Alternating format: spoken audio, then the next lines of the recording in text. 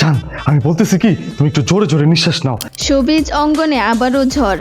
অভিনেতা জাহের আলভিকে ঘিরে বিতর্কের রেশ কাটতে না কাটতে এবার নতুন অভিযোগের মুখে আরেক অভিনেতা আফজাল সুজন। তার বিরুদ্ধে পরকীয়ার বিস্ফোরক অভিযোগ তুলেছেন স্ত্রী জান্নাত দীপ্তি।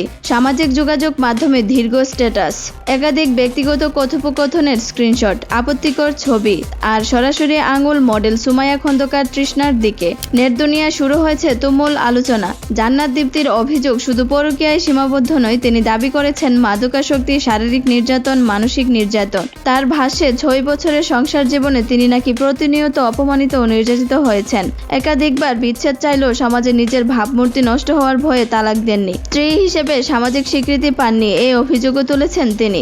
সবচেয়ে আলোচিত অংশ, নিজের শরীরে আঘাতের চিহ্ন দেখিয়ে জান্নাত প্রশ্ন ছুড়ে দেন সমাজের দিকে।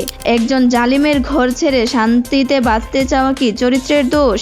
অভিযোগের বিষয়ে যোগাযোগ করা হলে অভিনেতা আফজাল সুজন বলেন, এখন কিছু বলতে চাই না, আপনারা এক পাশ থেকে শুনেছেন, আমারও বলার আছে, একটু সময় দিন। তার দাবি, তিনি এমন একটি পরিস্থিতির মধ্যে আছেন যেখানে এখনই কথা বলা সম্ভব নয়। অন্যদিকে মডেল সুমাইয়া খন্দকার তৃষ্ণা অভিযোগ সরাসরি অস্বীকার করেছেন। তার বক্তব্য, স্ক্রিনশটগুলো ভুয়া, ছবিগুলো তার জিমের পুরনো ছবি ব্যবহার করে তৈরি করা হয়েছে। তিনি আরও জানান, 2020-21 সালে কাজের সূত্রে সুজনের সঙ্গে পেশাদার সম্পর্ক ছিল।